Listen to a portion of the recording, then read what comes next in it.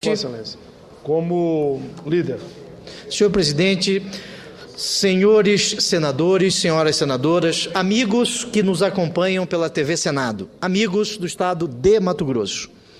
Ninguém é suficientemente perfeito que não possa aprender com o outro e ninguém é totalmente destituído de valores que não possa ensinar algo ao seu irmão. Inicio os trabalhos legislativos de 2014 com esta reflexão. As sábias palavras de São Francisco de Assis traduzem muito bem a lição que aprendemos no ano que passou. Ouvir com atenção. Essa é a nossa principal missão. Como de praxe, o meu primeiro pronunciamento do ano é uma prestação de contas do mandato, uma vez que entendo que até o mês de janeiro, o recesso parlamentar, nós ainda estamos, sim, na sessão legislativa passada, portanto, ainda é a sessão passada. Nos próximos minutos, relato o que foi feito nos últimos meses, convicto de que as críticas e sugestões balizarão as próximas ações, senhor presidente. Se eu virar as costas para o que passou, o que vi, eu vi. Se aceitar que as mudanças que proponho vão demorar para acontecer ou que elas não ocorrerão, bem, a mudança não vai ocorrer. Desde 2011, senador Eduardo Braga, quando ingressei no Senado, quando ingressei na vida pública, venho subindo a esta tribuna e defendendo que o futuro da sociedade reside na democracia participativa. Estou atento a cada recado deixado em nosso Facebook, no Twitter, bem como nos e-mails, cartas, ligações telefônicas e às visitas ao gabinete em Brasília e ao escritório na cidade de Cuiabá. A participação de cada cidadão neste mandato me ajudou a apresentar 187 proposições, sendo 73 projetos de lei, 15 propostas de emenda à Constituição, 89 requerimentos envolvendo a tramitação de projetos e 9 projetos de resolução. A voz desses cidadãos esteve presente nos 242 pronunciamentos que encaminhamentos de votação ou questão de ordem para o cumprimento do regimento desta Casa, que fiz somente em 2013. Para perseguir este sonho de um país mais justo, de um país mais livre, de um país mais igualitário, venho trabalhando duro e fazendo alguns sacrifícios. Senhores senadores, passo a destacar alguns dos últimos projetos apresentados e, repito, entendo que a prestação de contas tem que ser no primeiro dia da sessão legislativa seguinte, porque constitucionalmente a sessão legislativa de 2013, ela se encerrou ontem, uma vez que nós, no período de recesso, nós estávamos ainda na sessão legislativa passada. Somente em 2013 foram apresentados, como eu fiz referência, 28 proposições. Entre elas, destaco a PEC 62 de 2013, que visa acabar com o foro especial por prerrogativa de função, o chamado foro privilegiado nas ações decorrentes de atos de improbidade administrativa. A Constituição de 88 promoveu o avanço ao compreender os atos de improbidade administrativa como ato ilícito grave. Saudade do Zezinho. Onde se encontra o Zezinho? O Zezinho. Zezinho, a sua ausência está fazendo com que nós aqui fiquemos com sede. Você é muito importante para os senadores. E continuo.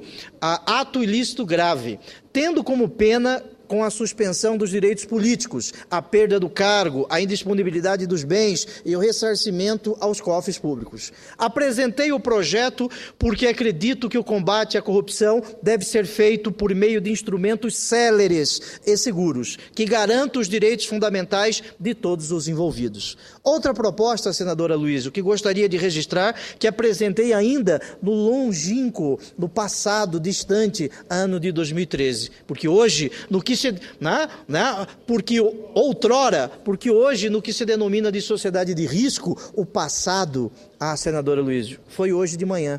O futuro, é amanhã cedo, tudo é muito rápido. 2013 já ficou muito longe para o futuro que se avizinha. Outra proposta é o PLS 518, que regulamenta o artigo 245 da Constituição para estabelecer o chamado Estatuto da Vítima, e de seus dependentes, e dá outras providências. Estatuto da Vítima. A vítima que no Brasil é deixada de lado, a vítima que nós nunca nos recordamos dela, e a Constituição determina, desde 1988, que ela tem um olhar diferente, né? A vítima seja olhada de forma diferente. Este artigo 245 da Constituição prevê nada menos que a necessidade de o poder público prestar assistência aos herdeiros e dependentes carentes de vítimas de crimes dolosos, além daquele que foi o autor do crime, porque o Estado tem o dever fundamental de proteger o cidadão, e aquele que ofende a integridade de um semelhante que vive dentro do que se denomina de polis,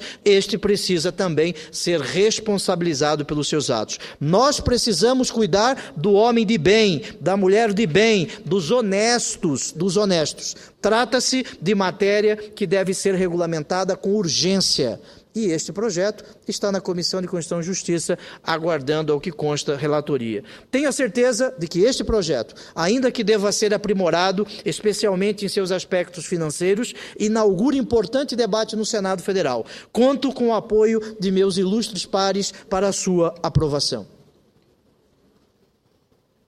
Destaco ainda o PLS 102 de 2013, que impõe regras no setor farmacêutico para evitar formação de oligopólios, garantindo preço justo ao cidadão consumidor. Situação está na Comissão de Assuntos Sociais. O PLS 101 de 2013 fortalece a fiscalização de programas de qualificação custeados pela União, evitando a corrupção. Situação está na Comissão de Constituição e Justiça. O projeto 01 de 2013 propõe que a CMA realize ato de fiscalização e controle sobre procedimentos licitatórios do FNDE para a formação de registro de preços, tendo por objeto a realização de obras. Situação está na Comissão de Meio Ambiente, Defesa do Consumidor, Fiscalização e Controle. Eu não poderia deixar de comemorar também a aprovação de duas propostas de nossa autoria, a senador Ciro. O projeto de lei do Senado 204, de 2011, que insere a corrupção no rol de crimes hediondos, e a PEC da ficha limpa para cargos comissionados e funções de confiança. São duas iniciativas aprovadas após a pressão vinda das ruas, mas a sua apresentação ainda foi no ano de 2011. Mais uma vez, o cidadão interferindo diretamente na nossa agenda. Senhores senadores, amigos das redes sociais, depois de meses de muito trabalho e dedicação, apresentei o relatório sobre a proposta de reforma do novo Código Penal, aprovada pelos meus pares no final do ano passado, para simplificar a legislação em vigor, que é de 1940, e atualizá-la aos novos anseios da sociedade. Promovemos uma verdadeira lipoaspiração no texto, reduzindo o número de crimes de 1.750 para 335. O texto impõe mais rigor contra quem comete crimes contra a vida, endurece as regras para a progressão de regime, incorpora os termos do meu projeto de transformar corrupção em crime hediondo e tipifica os crimes de terrorismo e Caixa 2. No texto, defendo o aumento da pena mínima para o crime de homicídio dos atuais 6 anos para 8 anos. A progressão de pena também fica sujeita a regras mais severas. No homicídio, para o condenado primário, a passagem do regime fechado para outros mais brando, que hoje exige o cumprimento de ao menos 1/6 da pena, 1 ano, passa a ser de 1/4 da pena, 2 anos. No caso de corrupção, a progressão de regime fica ainda mais rigorosa. O condenado deverá cumprir 2/5 da pena para ter direito ao benefício. Trocando isso em poucas palavras, aquele que rouba o patrimônio público, aquele que ofende a integridade física, retira a vida de um seu semelhante, deve sim ficar mais tempo preso. A respeito dos crimes contra os animais, o relatório traz inovações se comparado com a legislação vigente, que é a Lei 9.605 de 98, e aumenta assim as penas para maus tratos, experiência dolorosa ou cruel de morte, rinhas, caça a animais silvestres e destruição de ninhos e exportação de produtos da fauna silvestre. A punição para o crime de maus tratos de animais, por exemplo, que hoje é de 3 meses a 1 ano de prisão, sobe para 1 ano a 3 anos de prisão.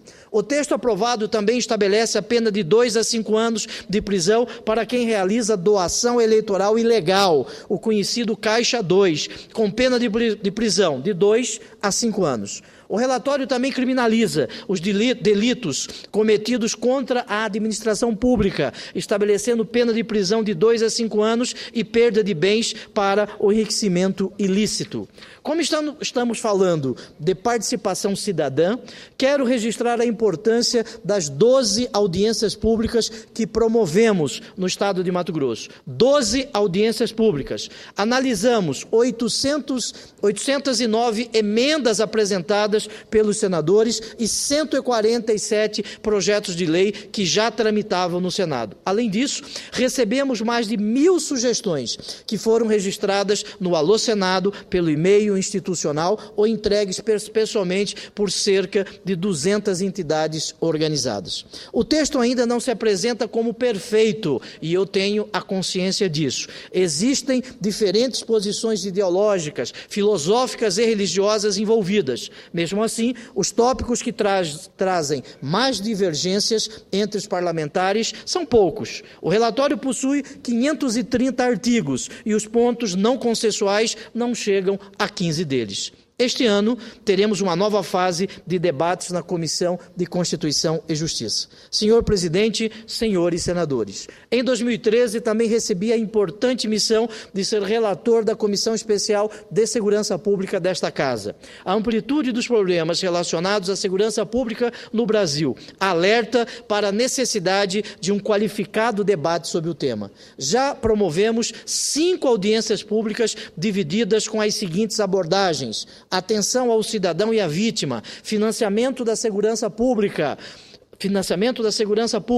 estrutura da Polícia Brasileira, defesa civil e regulamentação de atividades potencialmente nocivas à segurança dos cidadãos. A meta tem sido colocar os temas em discussão, sem antagonismos ou corporativismos, e pensando exclusivamente na garantia de todo cidadão a este direito social chamado segurança pública. Novas audiências públicas ainda serão realizadas e nos próximos meses entregaremos um relatório apontando projetos e medidas que possam beneficiar o setor.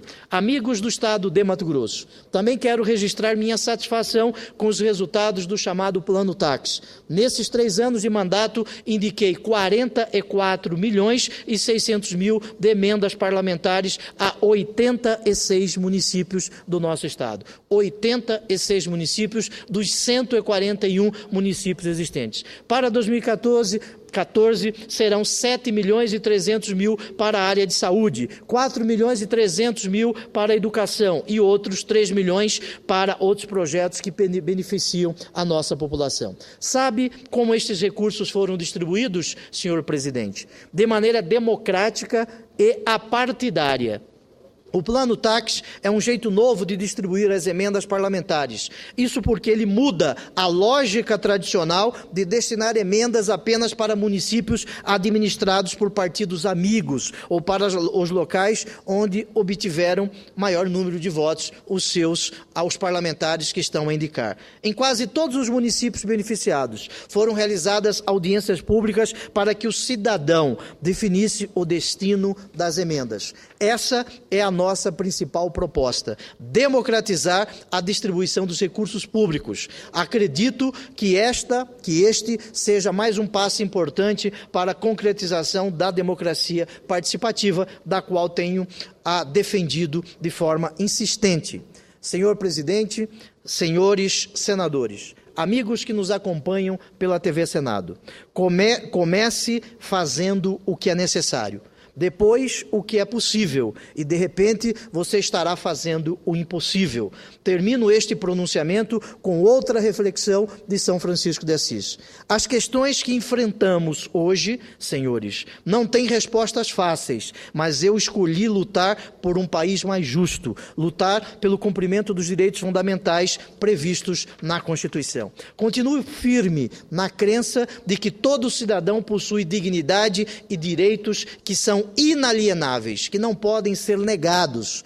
Eu não vou fingir que o caminho que estou oferecendo é rápido ou fácil. Não fui eleito para dizer o que um ou outro grupo quer ouvir. Fui eleito para falar a verdade e, sobretudo, para defendê-la. Por isso, reafirmo, devemos olhar para o futuro com muita esperança. E este ano de 2014, senador Aloysio, em 14 dias, visitamos 29 municípios. Em 14 dias, 29 municípios. Na divisa do estado de Mato Grosso com os estados de Tocantins e Goiás. E fui ao menor município do estado de Mato Grosso. Talvez um dos menores do Brasil. O município chamado Araguainha, com 1.019 almas ali vivendo. 1.019 brasileiros no menor município do meu estado. Participei de uma reunião com 120 pessoas neste município com 1.019 brasileiros, quase mais de 10% da população deste município. E quero dizer, senador Aloysio, que neste município, o menor município do nosso estado, ali nós temos brasileiros esperançosos com o futuro do nosso estado. Nos próximos discursos, aqui relatarei cada visita a cada um destes 29 municípios que já fizemos neste mês de janeiro. Mês de recesso parlamentar, mas entendo que a sessão legislativa, como eu disse inicialmente, ela se encerrou ontem. Hoje nós estamos dando início a uma nova sessão legislativa. 29 municípios, prestando contas do nosso mandato. Vejo que cada senador da República tem esta obrigação com aqueles que para cá os enviaram. E eu tenho a honra de representar o estado de Mato Grosso nesta Casa da Federação. Muito obrigado, senhor presidente.